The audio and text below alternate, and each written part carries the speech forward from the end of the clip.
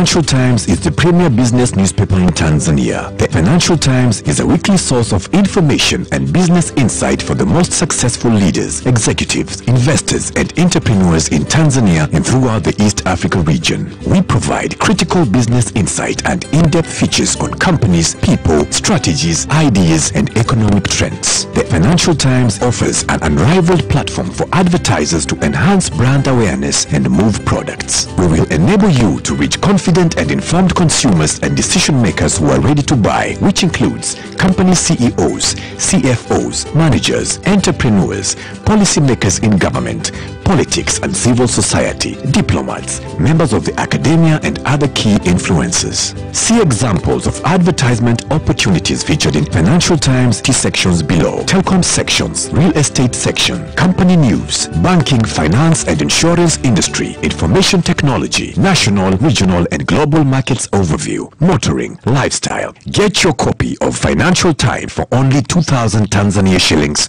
only.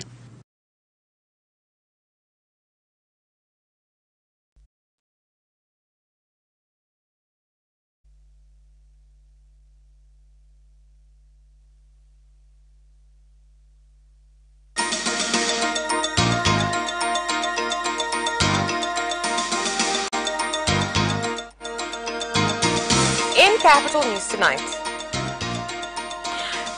Family have kidnapped billionaire Mohamed Dewji to give 1 billion Tanzanian shilling reward to information that will lead to his rescue. Citizen TV journalist and fiancé charged with murder may face life in prison if found guilty. Tanzania Mainland and Zanzibar Sports Associations are told to have joint meetings.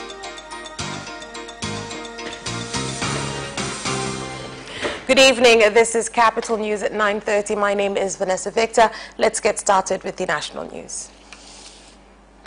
The family of kidnapped Tanzanian billionaire Mohamed Dewji says it will give a reward of 1 billion Tanzanian shillings for information leading to his rescue.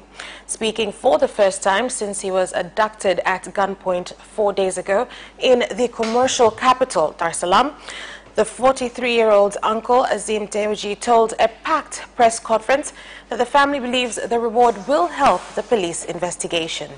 Mr. Dewji, described by Forbes as Africa's youngest and Tanzania's only billionaire, was kidnapped early on Thursday by 4 masked men outside Coliseum Hotel Gym at Oyster Bay in Dar es Salaam, where he was going for his routine morning workout. Police have arrested 30 people in connection with the incident, and it is believed that the abduction was led by 2 men. To announce a 1 billion shillings reward to anyone who will give information that will help find our son.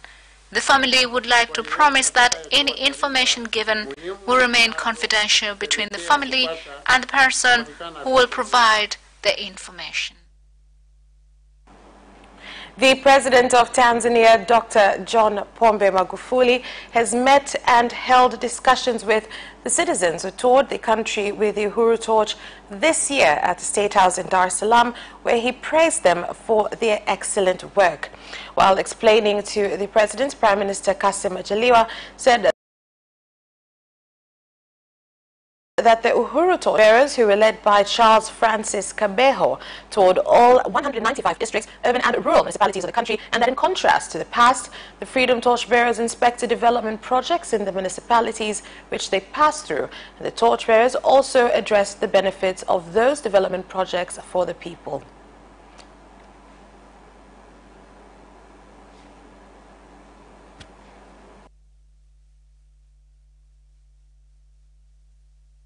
It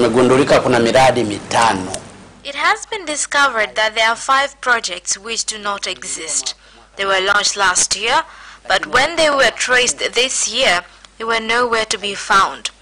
One is a pharmacy in Bariadi. In this matter, I want the District Commissioner and Regional Commissioner to give us accurate information.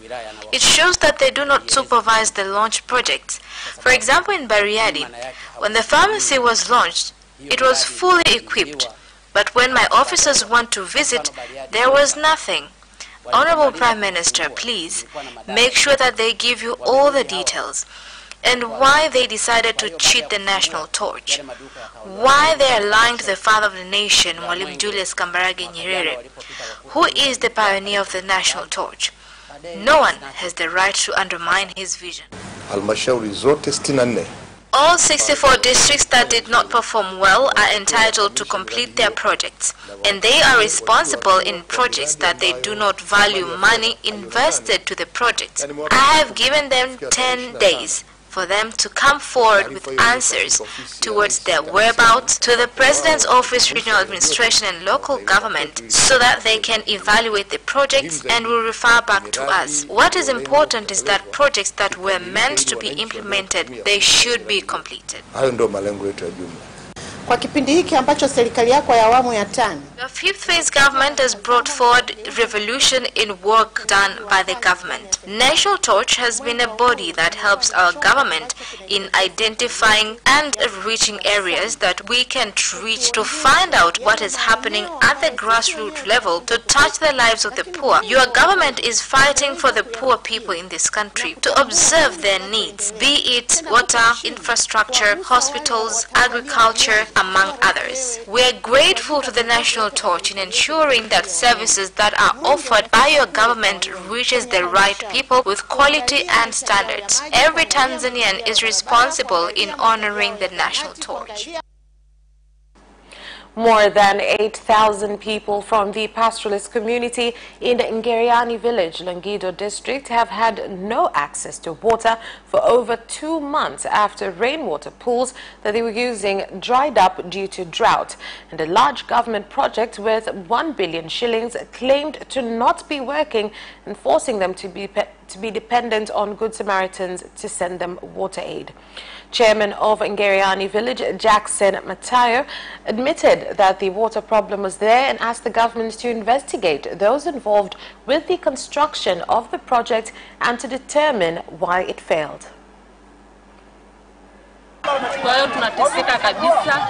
It is so hard to find water, especially when you don't have a donkey. You have to go very far to bring back just 1 bucket of water. It takes 2 hours. The village chair came and spoke to us about the lack of water, so we saw how bad the situation was. It is possible to resolve such problems working together with the government and other stakeholders. We thank the government for its efforts. We were given 1.6 million for the water project, but sadly the water project did not materialize. We ask the government to make a follow-up on why this happened. Complaints have been made against the Nzega district government that it has failed to solve land conflict. Residents of Sagalo Swilu area in Nzega district, Tabora region, have complained that the district government has failed to solve a long-running land dispute which has affected their area. Juma Tungu, representative of the government of Sagalo village, confirmed that such land conflict does exist, and he said that it's been caused by some government officers of the district preparing land certificates for foreigners to the area without letting those who live there know what is actually going on. They took our land without involving residents living here. We were just surprised to find out that the land have been surveyed and sold among the council leaders. When a person decides to sell his or her land, if they go to land officers, they are told that the land has already been surveyed and they have title deeds. As village chairman, I have been wondering why foreigners are given priority on such matters. As village government, we have decided to take initiatives towards this matter. The land is theirs, even the plots. They shall not be bothered. I have observed that there is a problem with council leaders and have addressed the matter to the ministries responsible. 970 out of 1,287 residents of Mara region who arrived at Musoma Referral Hospital in Mara have had operations done for various ailments from specialists from Muhimbili National Hospital as part of a special plan by the government aimed at making health services accessible and reducing costs to the people. Due to this increase in the number of people for treatment, Muhimbili Relations Officer John Stephen has said that they've been forced to increase 5 more days so as to enable them to reduce that number. To be honest, a lot of people showed up. About 1,287 people have registered, and so far about 970 people have been treated, meaning that 319 are on the waiting list. There were some specialist cases that patients from Musoma got a chance to see specialists from Muhimbili. We have had a lot of patients suffering from cataract. These patients have been operated. We have also had many patients in need of spectacles, and these too have been given spectacles. We've had cases of children with eye complications who have been operated on. We have also treated patients with eye problems related to pressure and diabetes. The government has been asked to conduct an in-depth investigation to list areas that contain minerals so that small-scale miners can use the research to work effectively rather than invade every area they feel has minerals, which causes significant environmental destruction. Small-scale miners in Chunya said that mining activities cannot be conducted without destroying the environment. Thus, it is important that the government conducts research to list these specific areas.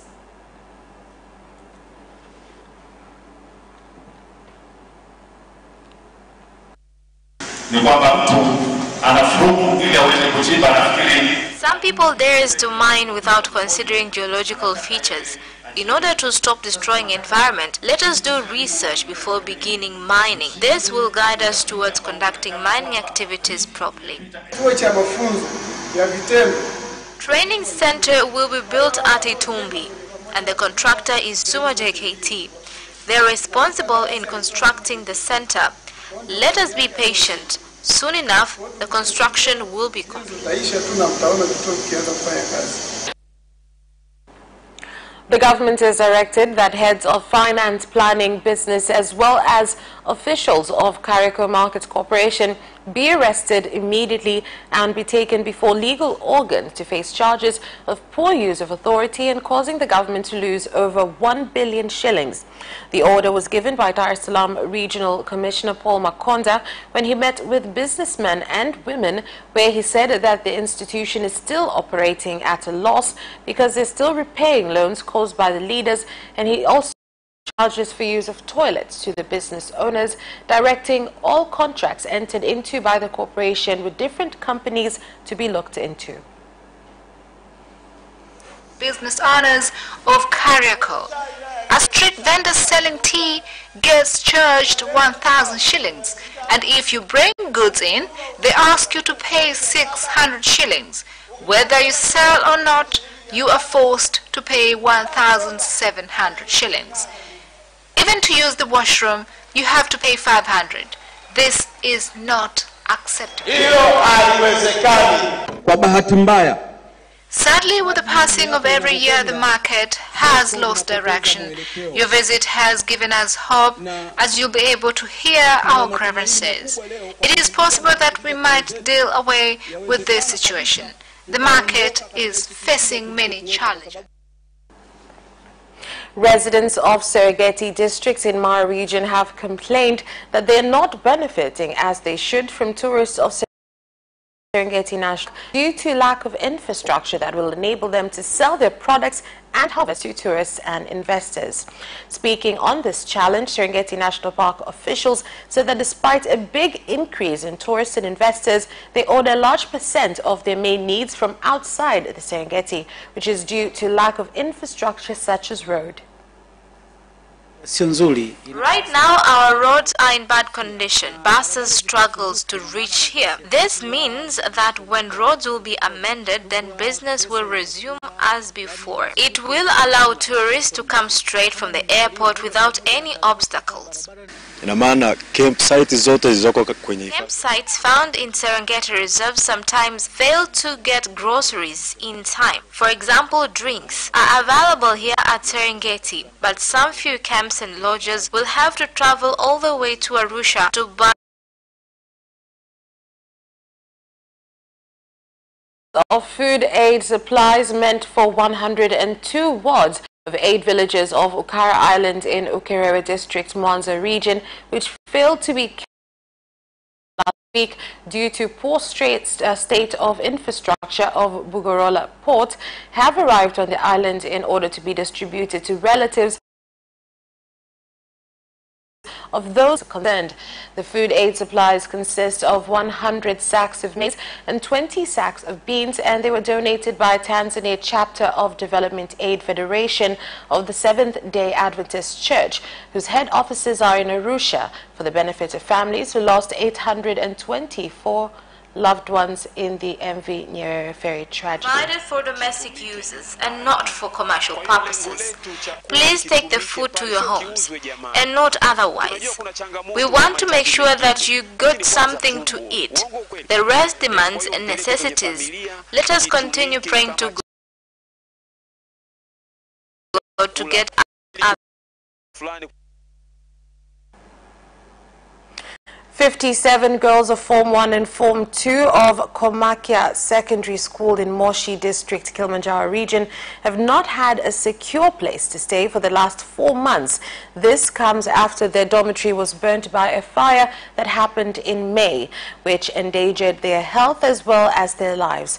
As a result of that incident, the female students of the government school have requested that the government and other development stakeholders in and outside of Kilimanjaro region to help them construct a new dormitory after experts explained that the old dormitory is no longer fit for use.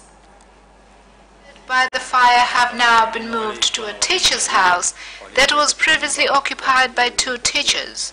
I've had to move the teachers to the head teacher's house, meaning that I was forced to seek private accommodation to allow for the 2 teachers to move in. For this dormitory to be ready for use, we will need 72 million shillings. The contribution is to aid in the construction of girls' dormitory that was destroyed in the fire. I call upon other stakeholders to come and help us in this initiative. As you know, our government has invested a lot in education. And that's all for national news. International news follows in just a bit. The relaunched Financial Times is the premier business newspaper in Tanzania. The Financial Times is a weekly source of information and business insight for the most successful leaders, executives, investors, and entrepreneurs in Tanzania and throughout the East Africa region. We provide critical business insight and in-depth features on companies, people, strategies, ideas, and economic trends. The Financial Times offers an unrivaled platform for advertisers to enhance brand awareness and move products. We will enable you to reach confident and informed consumers and decision makers who are ready to buy, which includes company CEOs, CFOs, managers, entrepreneurs, policymakers in government, politics and civil society, diplomats, members of the academia, and other key influencers. See examples of advertisement opportunities featured in Financial Times sections below. Telecom sections, real estate section, company news, banking, finance and insurance industry, information technology, national, regional and global markets overview, motoring, lifestyle. Get your copy of Financial Times for 2,000 Tanzania shillings only.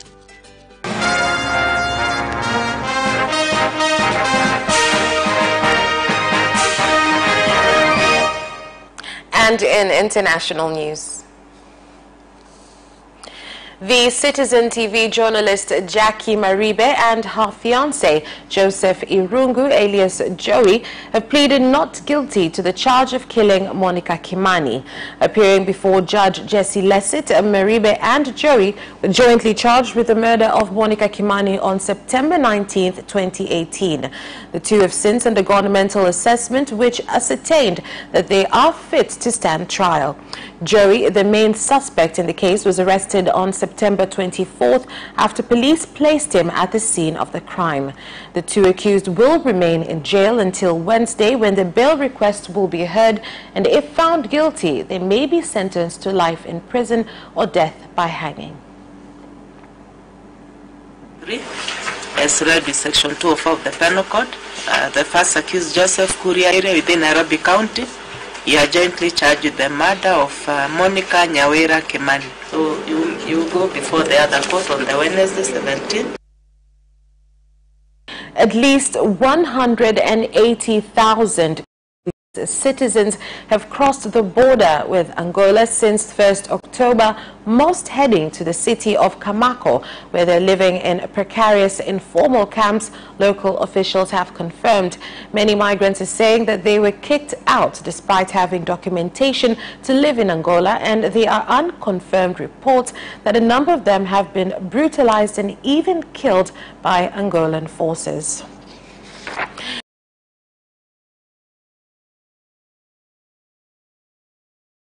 Break. Watch Business Edition as we talk to business leaders and experts in sectors that are transforming Tanzania's economy. To be rich, I have to be a business person. It's not an easy road at all. People need to understand. You must quickly think, how cost effective are you going to be? Business acts as a way in which it can bridge that gap. Business Edition will keep you informed on latest developments in the financial sector, extractive industry, tourism, agriculture, energy, construction, and so much more. Meet entrepreneurs who create employment opportunities. Watch Business Edition on Friday at 8:15 p.m.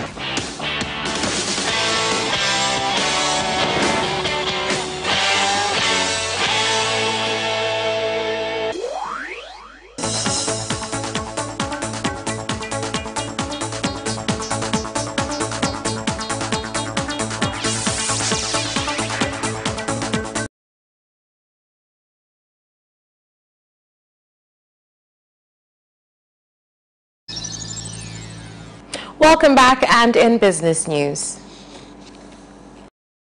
Minister of Agriculture Dr. Charles Tizeba has directed Mufindi District Council in Iringa to purchase digital scales in order to measure the weight of pyrethrum flowers from farmers in Mufindi District, Iringa region. This is in order to avoid contradictions that can occur from using scales of the agent buying the farmers' harvests. Deliver your pyrethrum flowers, you are later informed that the quality is 1.5% and this is how much it will sell for. Were you actually there to confirm that indeed it is 1.5%? Huyu anayenunua pareto. You see, pyrethrum is bought by an agent. The factory owner doesn't buy directly from the farmer. The agent just weighs the flowers without me seeing how much has actually been weighed. A laboratory expert from the government went to verify samples together with the factory owner. About 4 samples were used from the southern region, Beira and Makete. The results tallied with what samples had been obtained from the factory. Stakeholders of the milk and industrial sectors have advised youth in the country to invest in modern dairy, as there is currently a big demand for milk in the country. Stakeholders of land surveying equipment businesses from in and out of the country have said that the high cost of the equipment has made land surveying in the country expensive because of the discovery that the equipment are of no value when they malfunction. will gain experience on how to use the equipment to an advanced level. As you see, currently we use drones, which is pretty advanced. The result, you find there are a lot of unplanned settlements as well as land disputes because land is not properly surveyed. So what our company does is to work with the government in making Tanzania industrialized. That's all for business. Sports is next.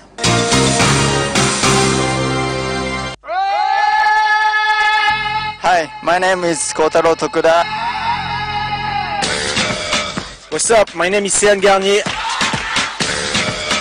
I'm John Bond from Liverpool Football Club. The hip hop, a hip it, the hip it, the hip hop. You don't stop the rockin' to the bang bang boogie. Say up, jump the boogie to the rhythm of the boogie to beat. Now what you hear? I'm watching Sports Gazette. I'm watching Sport Gazette. And you're watching Sports Gazette with Sebastian. With Sebastian. Peace out. Yes! And you can also watch Sports Gazette for highlights and interviews regarding sports. Do not miss Sports Gazette every Wednesday at 7 p.m. only on Capital Television.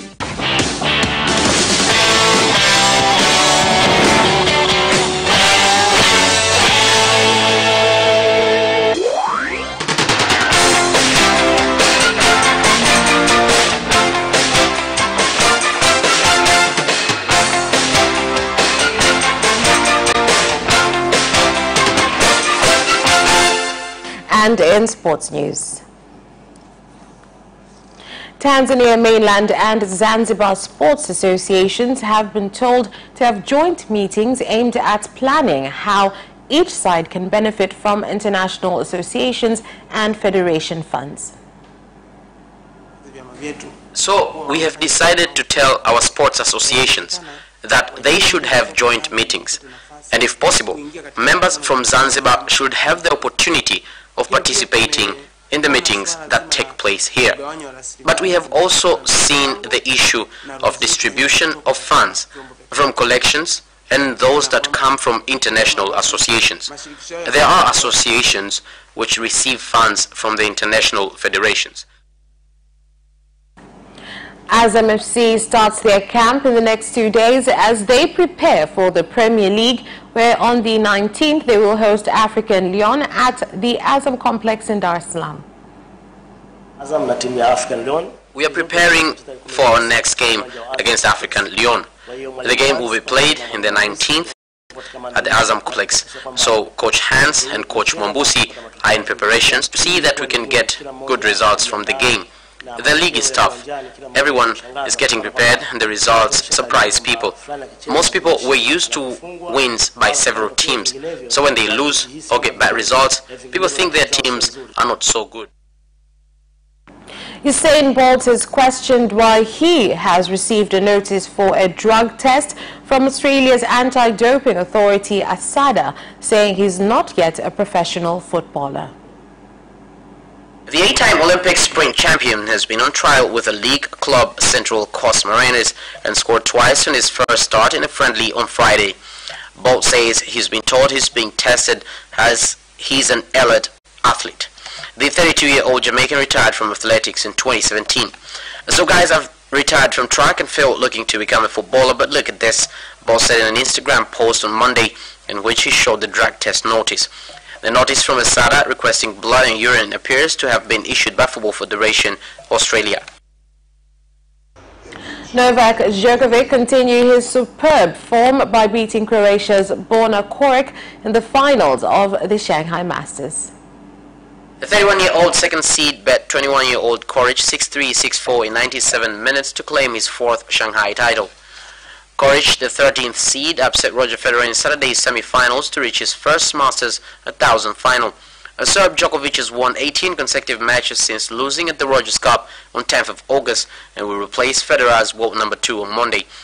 The 14-time Grand Slam champion cruised through the first set, dropping just 4 points on his serve.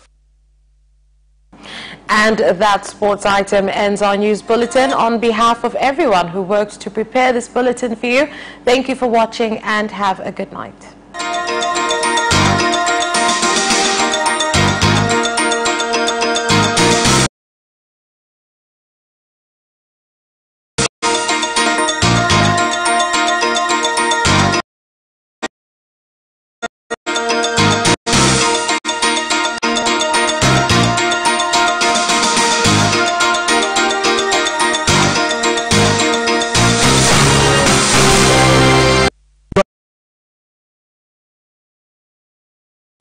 maduka